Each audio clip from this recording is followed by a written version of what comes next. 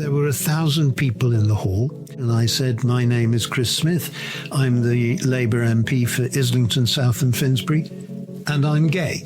A group of us in the Gay Liberation Front hit on the idea of holding a gay pride march to challenge that shameful view. Equality, and for some people in Stonewall, like me, equality was kind of like what you got to as a starting point. Welcome to The View From Here, the podcast that explores the lives of key people in the LGBTQ plus movement. I'm Jonathan. And I'm James. We hope you enjoy the podcast.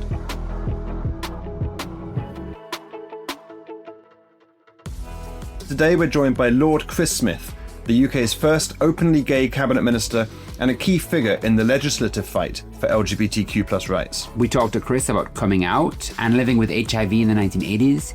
He shares what it's like to be out in the corridors of power and why visibility still matters. This is an adult podcast exploring an often difficult period of LGBTQ plus history, and as such, this series contains discussions of suicide, conversion therapy, homophobia, transphobia, drug use, strong language and graphic sexual descriptions. But it also has a lot of joy and laughs along the way.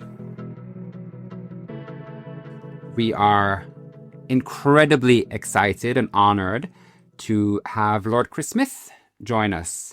Chris, welcome. Thank you for joining us. Thank you for inviting me. I would like to take you back, if that's all right, to your early days in London. You were born, if you don't mind me sharing, in 1951. And if you think about your childhood in the kind of late 50s, early 60s in London, was there a moment that you remember thinking, oh, I'm not like the other boys? In fact, no. I came very late to the realization that I was different, and then began to celebrate that difference. I grew up, in fact, in Watford, just to the north of London. That was where I spent the first 10 years of my life. And then our family all moved up to Edinburgh. And so all my teenage years were in Edinburgh. And if you'd asked me at the age of 20, where do you come from? I would unerringly have said Scotland. But then I came to Cambridge as a student and ended up working for virtually the whole of my life in London. So I came back to where I had originally started. I had actually a similar journey. I grew up in London and moved at the age of 11 to Scotland. So it's amazing the cultural difference between England and Scotland. I now live in London again. You said that you came out, or you came to the realization that you were, I suppose, different at a later age. What were your reflections at that point? How did that make you feel? Well, I had already become a councillor in Islington. I was beginning to embark on a political career, and I realised that I was gay.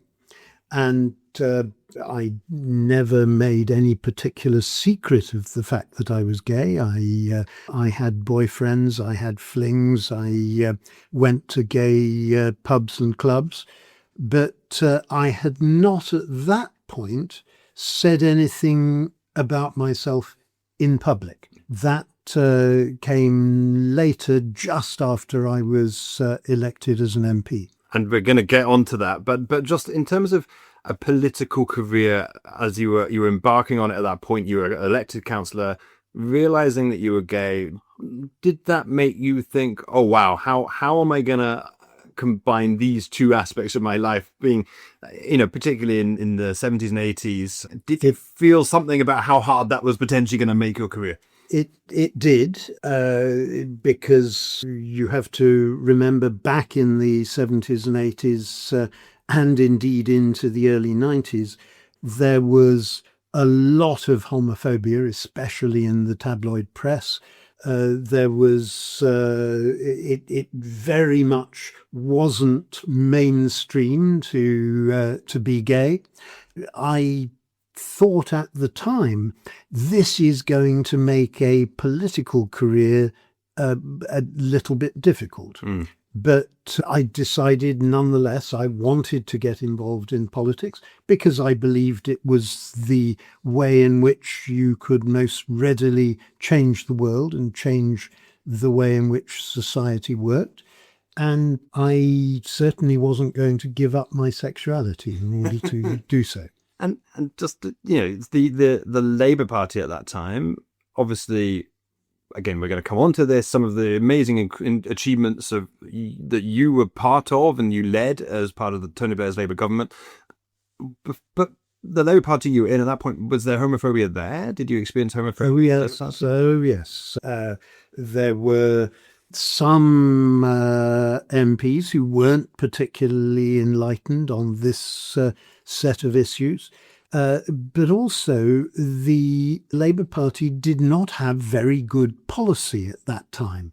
And there was a big effort to try and get new policy in support of LGBT rights through the Labour Party conference mechanism. We had to work very hard, especially on some of the major trade unions. One of the key turning points was when the National Union of Mine Workers, as it then was, this is all before the big miners' strike in the early 80s, but the NUM changed its policy. And that helped to trigger quite a number of other trade unions changing their view on LGBT equality. And that made it much easier to get better policy agreed through the Labour conference. I'd love to go on a small tangent because I would imagine people who listen to this don't necessarily know how one becomes an MP. Could you give us just the kind of cliff notes of the selection process and how that works with the interviews with the party? And then also with that, how you presented yourself during those, whether you kept your sexuality to yourself, whether it was something that you kept public during the process? Well, in those days, it's slightly different now. In those days, the selection of an MP or the selection of a parliamentary candidate was done by what was known as the General Committee of the local constituency party.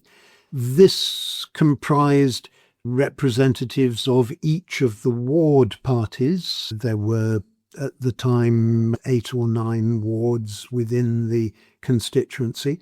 It had representatives on it of affiliated trade unions, and they made the decision. And you had to get nominations from ward parties and from trade unions, and then those nominations came to the General Committee, who would meet and they'd interview the nominated candidates and vote as to who was going to be the candidate.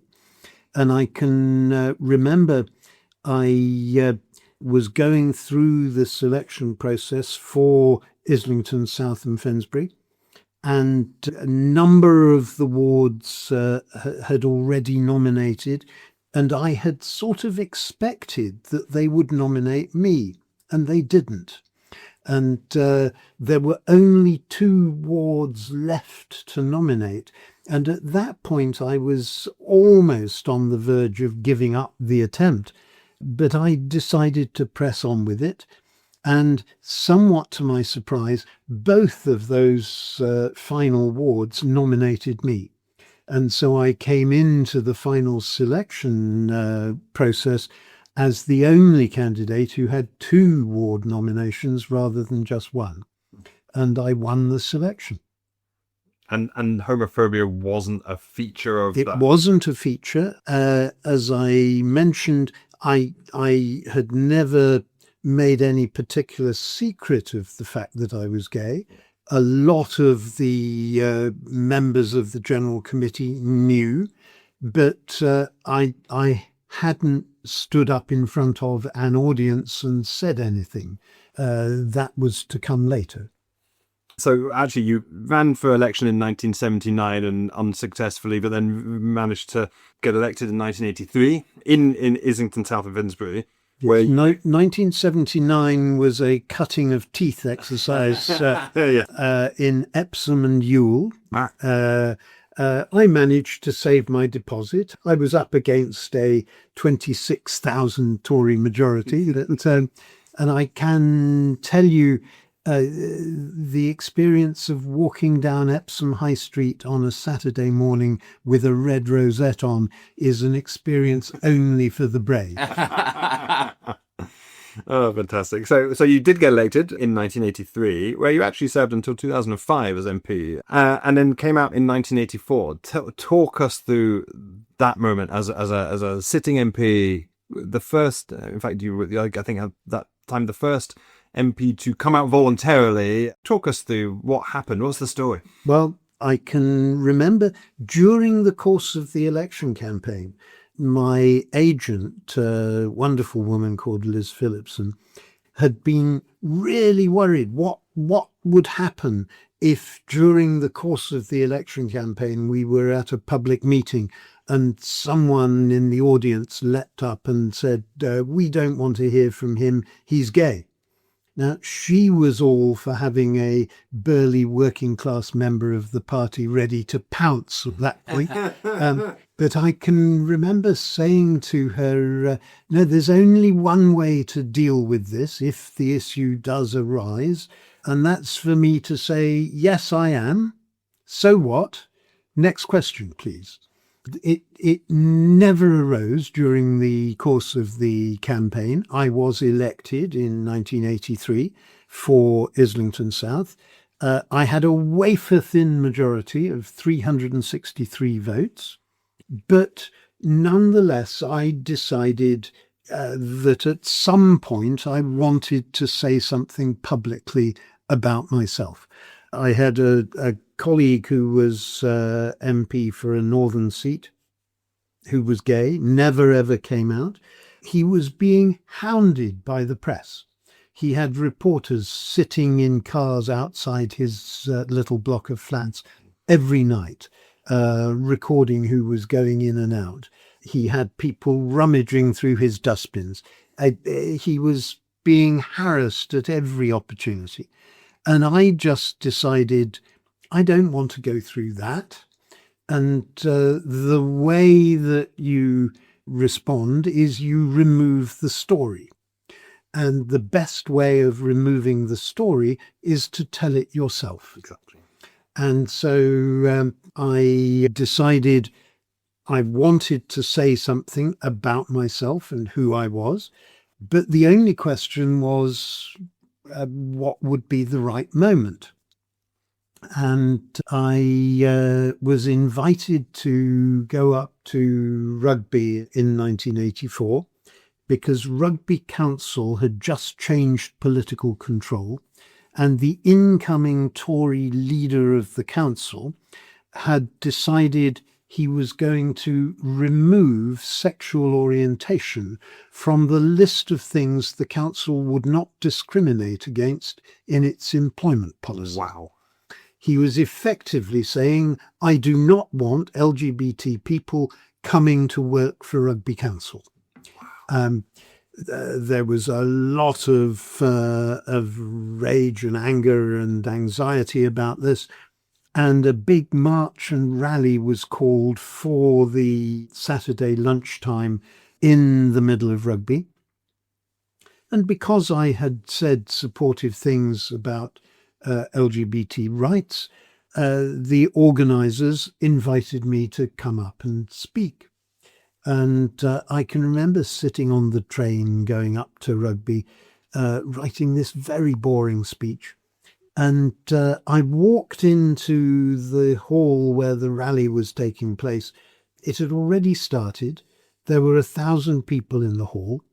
And as I walked up to take my seat on the platform, I just suddenly thought, this is the place to do it. because the issue here is all about the ability of anyone, no matter what their sexual orientation happens to be, to do an equally good job as anyone else working for Rugby Council. And I just thought exactly the same thing applies to MPs. And so this was about 10 minutes before I was due to speak. I have to say it was some of the scariest 10 minutes of my life. I was shaking like a leaf because, of course, no one had ever done this before. And did you really, on looking back on it, have no idea what was going to happen after you said that? Well, I thought the atmosphere in the hall was going to be supportive, but I had no idea what the outside world would make of it. And I stood up and began my speech, and I said, "My name is Chris Smith. I'm the Labour MP for Islington South and Finsbury, and I'm gay." At which point the entire audience got to their feet and gave me a standing ovation. It's the only time I've ever had a standing ovation 20 seconds into a speech. And I have to say I haven't regretted that moment for a single instant ever since. I then, for the next week, got letters from people all around the country. Now, you have to remember, this is 1984. No social media. I got letters, and some of the letters said, "Congratulations, well done, good on you." I think the letters that meant the most were the ones that said, "Thank you for what you've said. It's made things easier for me." Yeah. And if I managed to make things easier just for one or two people, then it was worth doing. Yeah. And what about the hate? Interestingly, apart from a shouted bit of abuse across the street in Islington, none of my constituents raised the issue or complained. It took the hostile press quite a while to catch up with the news. And for the next few years, whenever an article appeared in the Daily Telegraph, I would get 9 or 10 letters following it, all of which would quote Deuteronomy at me. Oh. If something appeared in The Sun, I would get 9 or 10 letters, which were quite often racist as well as homophobic. Oh, wow. Wow. And that continued for quite some time then? It did. And of course, for 9 years, I was still the only openly gay MP in the House of Commons.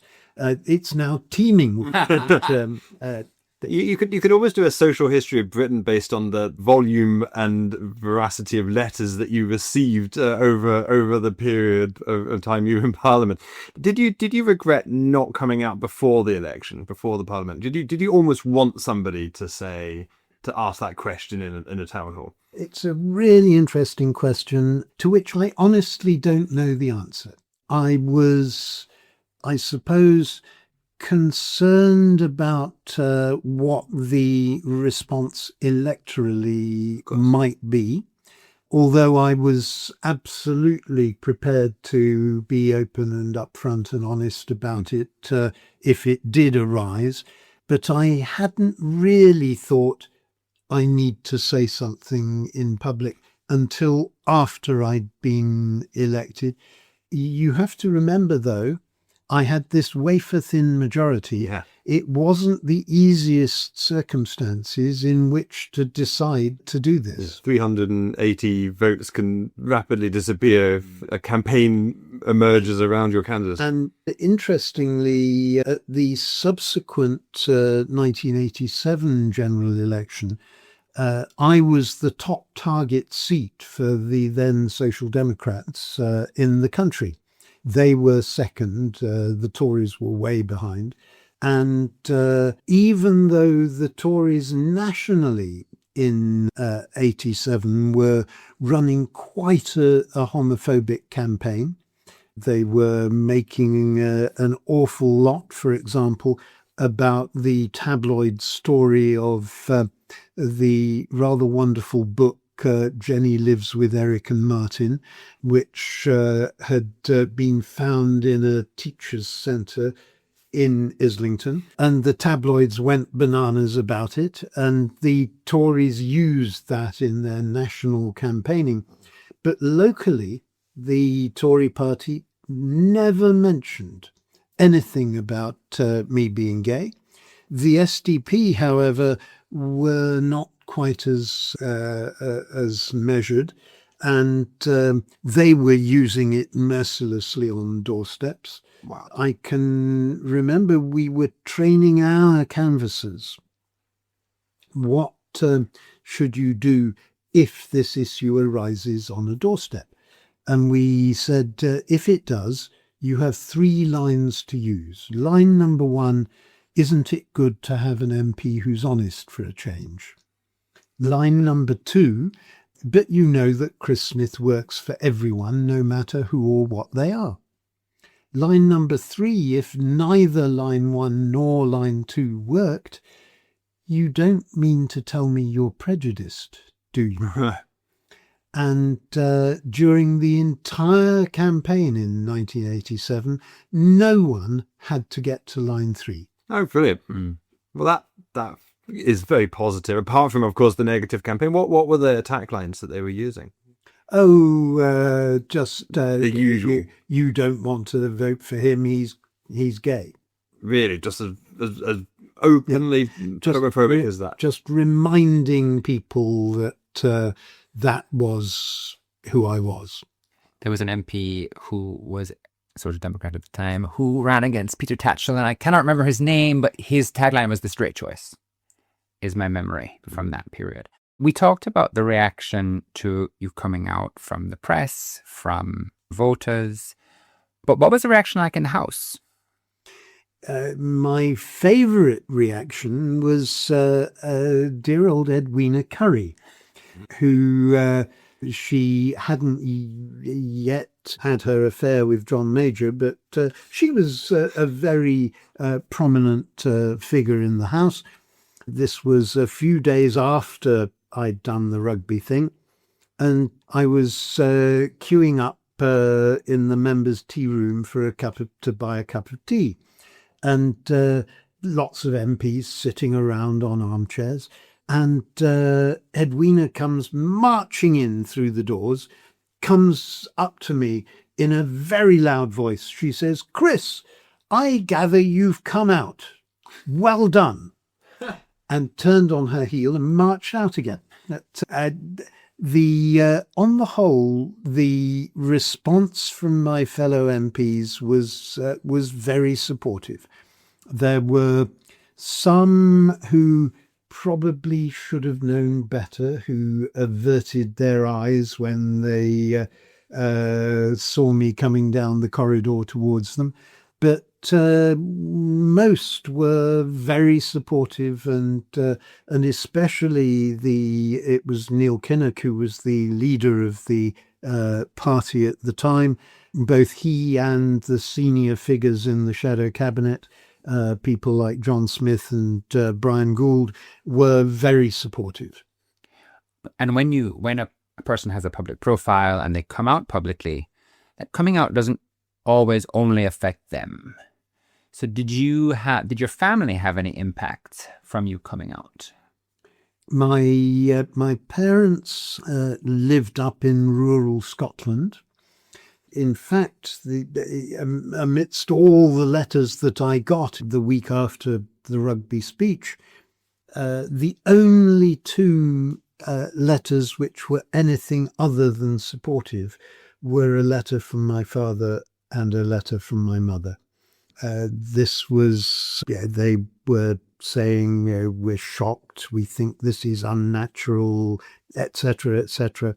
Oh, so this was you actually always coming out. Your parents were not. I had not previously told my parents. Oh wow! So having made the speech in Rugby, before I got on the train to come back to London, I had to find a phone box and phone my parents. And I did the classic, Mum, there's something I've been meaning to tell you for a long time. And by the way, you're about to read about it in the press tomorrow. And in the phone call, she was very calm and unperturbed and quite supportive. But then I got a letter from my father, and it was followed by a letter from my mother that weren't at all supportive. Now, within 2 years, they were inviting my boyfriend to come and stay. So they just needed time. And I don't think they got any flack at all as a result of my having come out, or not that they ever told me about anyway. Yeah, that's fantastic. So you, I guess, came out in 1984, and then a few years later, you were diagnosed as HIV positive in 1987. Talk us through that period in your life, how that then, having gone through, I guess, the elation of coming out, being elected, coming out to your family, as you've just talked about, then finding out that you were HIV positive at a time when that was a very scary. It was very scary, and at the time I was diagnosed, I assumed this was a death sentence. I can remember vividly one of my doctors saying to me, I don't know what your prognosis is going to be. You may get an opportunistic infection very soon, and this may be really serious. But you may be able to live for quite a long while. The thing is, he said, you need to get used to living with uncertainty. And it was a really good piece of advice. It's actually not bad advice for anyone, but it was particularly good advice when none of us knew what the outcome of an HIV diagnosis was going to be. And of course, within a few years, combination therapy came along, and the viral load became undetectable, and it has happily remained so ever since. But I would love to talk about that period between 1987 and 1996, which is when the Vancouver conference was, where they understood that actually if they combined the 3 different therapies, they could suppress the viral load. You know, during that period of time, lots of people had medication that made them anemic, made them very sick. They struggled to adhere to it because it was multiple pills, multiple times a day. Did you go through that? Did you experience that? I was quite rapidly put on to AZT monotherapy. I like to think it bought me time, although ultimately it failed, of course, as monotherapy would. But I remember they tried various other things as well. There was a horrible drug called alpha interferon that you had to inject. And I went to the hospital to try and learn how to inject myself in my thigh. And I fainted as the needle came down. And the next thing I knew, I was flat out on the floor and they were waking me up. And so for the next year, while I was on this alpha interferon, my partner had to do it for me. And he would inject it in the bum. He said it was really good when he was feeling particularly annoyed with me. But it was a horrible drug. It made you feel completely rotten for 24 hours. And then you were okay for the next 24 hours. And then you had to have it again. Oh, wow. I'm so glad that they decided it fairly rapidly it wasn't doing any good. And so in terms of the wider society that you were living in at that time, around the period of the HIV crisis, and how, I guess, how that actually stoked up a lot more homophobia. It was a very scary time for many people, of course, lots of LGBT people. You know, you getting a diagnosis in that period, but also presumably knowing other people that had been diagnosed and hadn't been so lucky and hadn't taken to the treatment. What was it like living through that period of time? It was very difficult. I had a number of friends who were affected. One or two of them died. The public sentiment was really very adverse. For anyone diagnosed with HIV, they really were affected in some ways by two diseases. The disease of HIV itself, but also the disease of stigma that came with it. And you just had to try and live through that.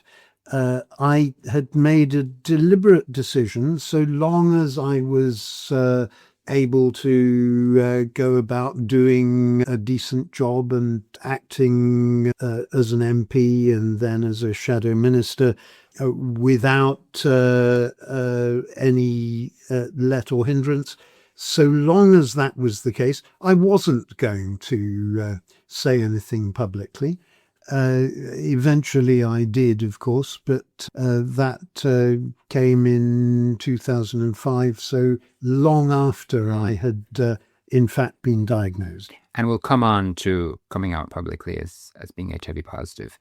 There was a campaign during the, I want to say late 1980s, early 1990s, where the government sent leaflets to every household. And some people I asked reflect on that time and they think it saved a lot of lives. And for some people, they feel like it made everyone terrified of gay people. Do you remember that campaign? You were in opposition at the time. I remember it vividly. It was full of tombstones and icebergs. Don't die of ignorance. Yeah. I find myself very torn about that campaign, partly because Norman Fowler was the Secretary of State for Health at the time. It enabled him to convince Margaret Thatcher to ring-fence money for HIV treatment and research, and that probably did make a real difference. But at the same time, it stoked up fear and suspicion, and the way in which it gave people the idea that if someone with HIV sneezed 10 meters away from you, you might get infected. And complete nonsense, of course, but it did stoke up quite a lot of fear. And did it give the government an excuse to drive a legislative agenda that was more homophobic in the sense of Section 28 and other, I guess, just general public policy that was actively being homophobic rather than just kind of ignoring gay people? I think the homophobic legislation, including Section 28, which was a really dreadful bit of legislation. It's making a reappearance in Florida as we speak. I think the driver for all of that wasn't actually HIV. It was a real suspicion and fear of LGBT people. And reading the various speeches which the proponents of Section 28 gave, it's not an exercise that is good for your blood pressure. If you read their speeches at the time, it was all about inverted commas, protection of children. They assumed that anyone who happened to be gay was going to be predatory and into abusing children, and they were protecting kids by bringing in this dreadful piece of legislation.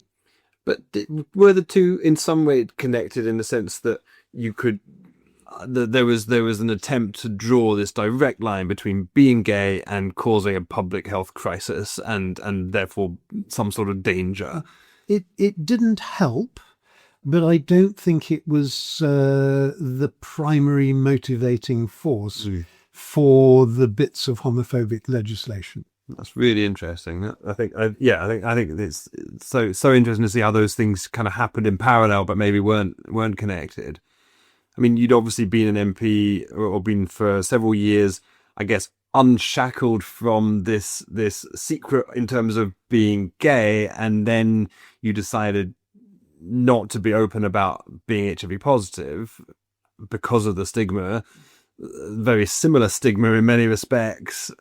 How did it feel to have gone from being in a place of being liberated from having a secret to then having another one? It was difficult, of course, but the consequences for my health and my levels of activity of being HIV positive were such that I didn't see any particular need to say anything.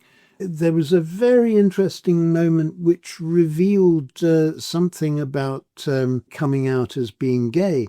It was one of the debates we were having on Section 28, and there was a particularly Neanderthal Tory called Nicholas Winterton making a speech in the chamber of the House of Commons, and I stood up to make an intervention on him.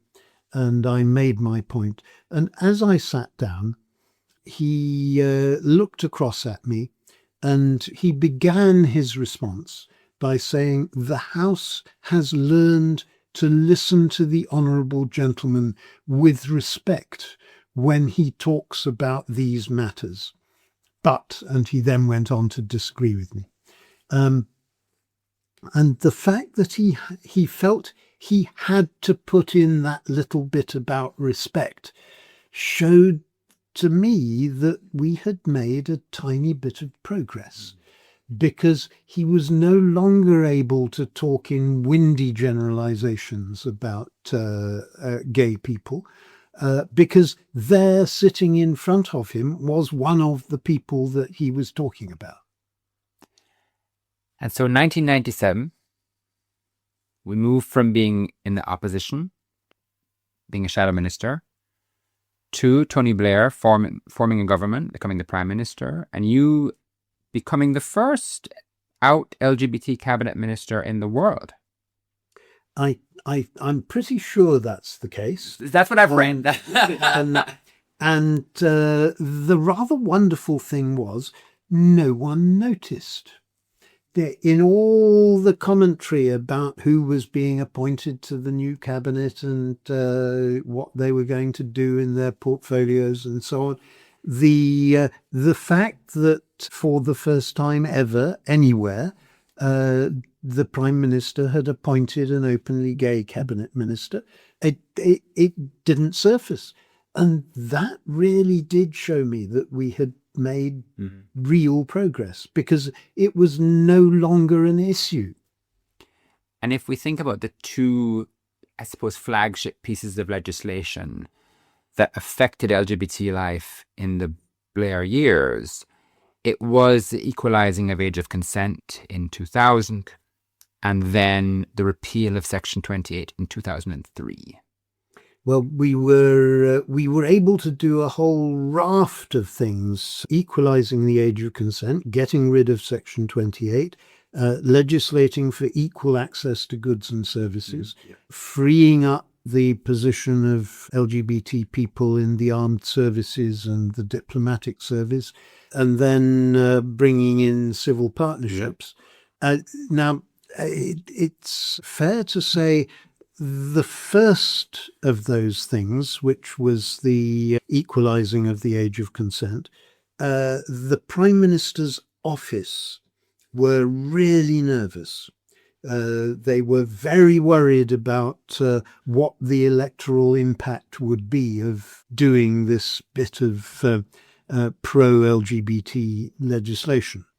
And what they did end up saying was, if a case gets taken to the European Court and the European Court finds against the UK, we can then turn round to everyone and say, we have to do this. And they were as good as their word. A very brave young couple took a case to the European Court. The court found in their favour. The government then introduced legislation to equalise the age of consent. When the House of Lords voted it down, they invoked the Parliament Act to force it through the House of Lords the following session. And of course, when the age of consent was equalised, the electoral roof didn't fall in. Everyone thought, actually, this is quite a sensible bit of reforming legislation. It passed without a ripple of concern amongst the voters. And from that moment onwards, it was very easy to persuade the Prime Minister's office to do all the rest of the reforms which we were able to put through. And of course, he will now talk about this as one of the great achievements of his government. What role did you play in convincing Prime Minister, his office, the political advisors and other things, that this list of stuff that had been on the kind of big problems list, things that needed to be fixed, these are the core inequalities in law, this needs to be fixed by this government? There were a number of us, people like Michael Cashman and Wahid Ali, who were trying to press the Prime Minister's office to make progress. There was the initial reluctance, but after that, it became much easier. Is it something you're proud of? Oh, I'm very proud of having been part of a government that made such a lot of legislative change. I would add one thing, which is that I think the public were actually well ahead of the politicians on this. And one of the reasons why it became so easy to get the raft of legislative change through was not so much because politicians had pressed for it, not even so much that there were prominent actors and MPs and others who had come out, but it was that ordinary people in their family, in amongst their friends, in their workplace, in their neighbourhood, had been coming out, had been saying, yes, I am. And because their friends and their families and their neighbours were realising, well, they're perfectly normal people, attitudes had changed fundamentally over the course of the 80s and 90s. It's easy to understand that the kind of the Conservative government that had been in under Margaret Thatcher and John Major at that time hadn't decided to move ahead with public opinion. But how is it that many politicians, including Labour politicians, hadn't also recognised how much public opinion had moved forward? I think partly because the tabloid press hadn't yet caught up. And so you had this barrage through the whole of the 80s and early 90s, this barrage from the tabloids about Jenny lives with Eric and Martin, about the so-called lesbian gym mats that were purchased by a London authority, the lesbian and gay centre that opened in London. the tabloid press were just frothing at the mouth about all of this, and that created an adverse, hostile atmosphere. And I think that affected quite a number of politicians. Meanwhile, of course, the public were way ahead of everyone. And yeah, we heard a lot about the tabloids from Michael Cashman, who we also interview on this podcast. It's really worth listening to. And he had a brick through his window, one of a number of bricks through him, after the News of the World published his address of him, where him and his partner lived. And it does feel as though the tabloids' influence in the UK has, we know this, has been very negative on LGBT issues. How has that media landscape changed, or how did that change in the time that you were in Parliament particularly? I think eventually the tabloids just woke up to the fact that they were out of date. The best demonstration of that was when we did bring in civil partnerships, and Elton John and David Furnish did one of the very first civil partnerships. And The Sun had this big spread about Elton and David. They couldn't resist a snide headline, which was Elton takes David up the aisle. But because there was a sort of celebratory mood amongst people who were just thinking about time too, the tabloids sort of caught up. And then I'd love to just talk about your decision to come out publicly as HIV positive. Well, as I mentioned earlier, I had decided for many years to say nothing publicly about it. And the Sunday Times, there was a reporter at the Sunday Times who phoned me up. This was about 2003, and said, "We have information about your health, and we'd like to talk with you about it." I knew immediately that... Were you expecting this call at some point? Were you surprised in some way that it had taken until 2003? I was a bit surprised, although they did say one of your doctors has told us. I still don't believe them on that, because I'm absolutely certain that no doctor worth their salt would reveal details of an individual patient. But they had found out somehow. And I remember saying to him, well, if you're going to do anything on this, I need to speak directly to your editor.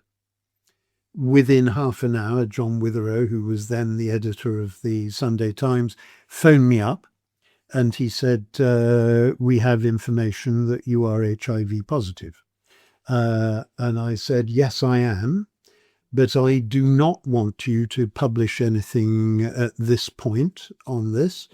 And as you will well know, it would be in flagrant breach of the editorial code of conduct for you to reveal someone's health details without their consent. And he said, okay, we won't run the story. And I said, in return for you not running the story, I know that at some point I will want to say something about my HIV status. And when I do, I will do it with the Sunday Times. And so we made a deal. And he was as good as his word. They sat on the story for a couple of years. And it was then the thing that triggered my decision was Nelson Mandela at the funeral of his son, who had died of AIDS, giving a speech that said, we must stop hiding this. We must be open about it. We must talk about it, because unless we do that, we're never going to make progress against HIV. And I just thought, well, perhaps now is the time to do this. So I phoned up the Sunday Times and I said, I'm ready to run with the story. and they literally cleared the front page. Wow. And ran the story together with lots of comment inside. And remarkably, with the exception of a hostile article in the Daily Mail a couple of days later, the press almost universally was very supportive and positive about the story. The very best moment was on the Monday morning. I walked into my parliamentary office and there was a note on the desk saying, please ring Mr. Mandela, and a telephone number in South Africa. And so I dialed this number, and picking up the phone at the other end was Nelson Mandela. Wow. Saying, I just wanted to say thank you for what you've said, and it makes a real difference, and we're all very grateful. And that conversation almost made the whole thing worth it. Wow. That's amazing. And you presumably were able to relate to him that it was kind of his call to action that prompted you to say in the first place.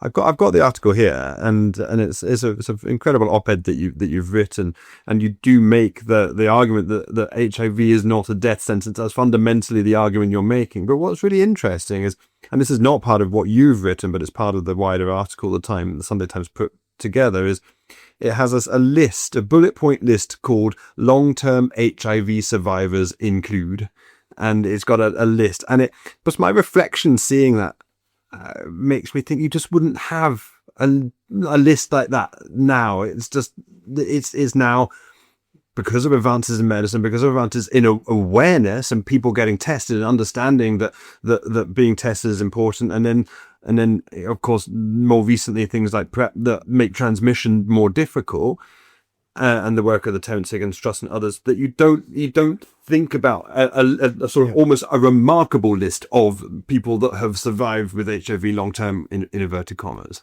And of course there are two further MPs who have one no longer an MP who have come out as being HIV positive since I did it, and the press haven't gone to town on it, and I think we are now getting to a position where it's no longer big news, in the same way that people coming out as being gay is no longer big news.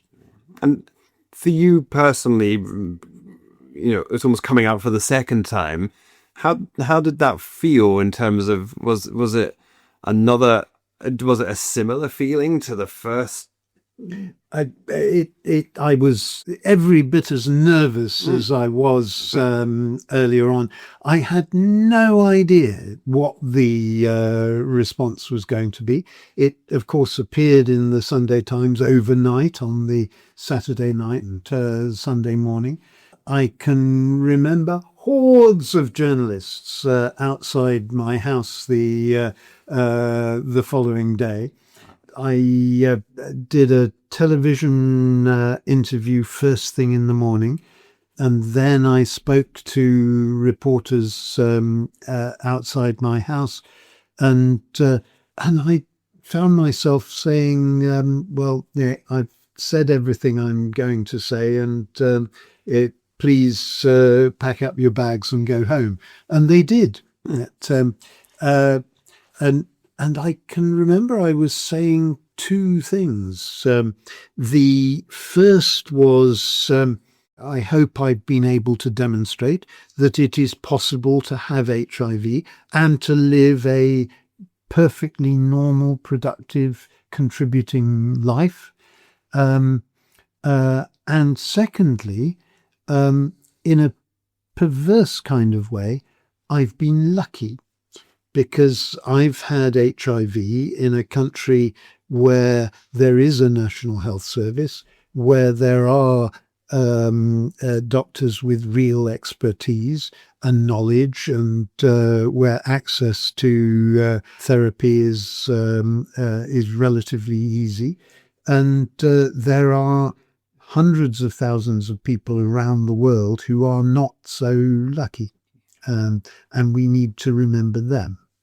You started your tertiary education at Cambridge.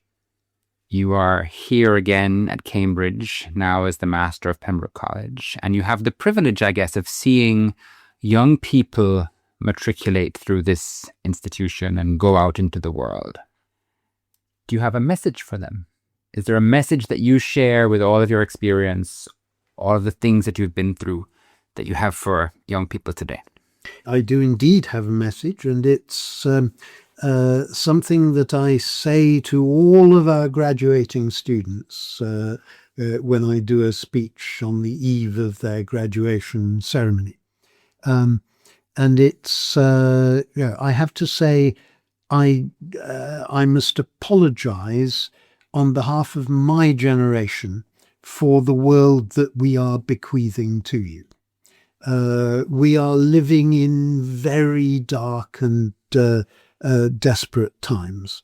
The combination of COVID, Brexit, climate change, Ukraine, Israel and Gaza, and now with a daily horror show from the White House, times are very difficult, and that's the world that young people are going into. But I say to them, you must not despair, because every single one of you can light your candle against the darkness, and together you will illuminate the world. I think that's an extremely empowering and positive message to end on. It's so at times hard to see beyond the doom and gloom of the world we're living in. But if anything from today, your life experience has shown how much things can change, can improve, can grow. But it's also because of the actions of people like you and people that you were working with and other activists and others that are in this space that has made that happen. And I think one of the messages that I feel that I've just taken away from what you've just said is, if we want to make that change, we have to push for that change. We have to keep pushing, and we have to keep on attacking ignorance where it raises its head, and pushing back on those that would want to roll back our rights. And we have to keep on pushing that. That fight doesn't stop. It needs to continue. It does indeed. And one of the things we are learning increasingly, I think, is we can't and mustn't rest on our laurels. The progress, the genuine progress that we have made over the last 30 or 40 years in LGBT equality here in the UK, we constantly need to defend it, to maintain it. We have only to look across the other side of the Atlantic and see how easily things can be rolled back, and we mustn't let that happen here. Thank you so much. It's been such a pleasure. Thank you. Thank you for listening to The View from Here. Of course, there's a lot of politics in any movement, but the political views you've heard across the series don't necessarily reflect the views of the podcast. If you enjoyed this episode, please consider subscribing and leaving a review, as well as sharing the word on social media. Join us next time for more personal stories from the front lines of LGBTQ+ history.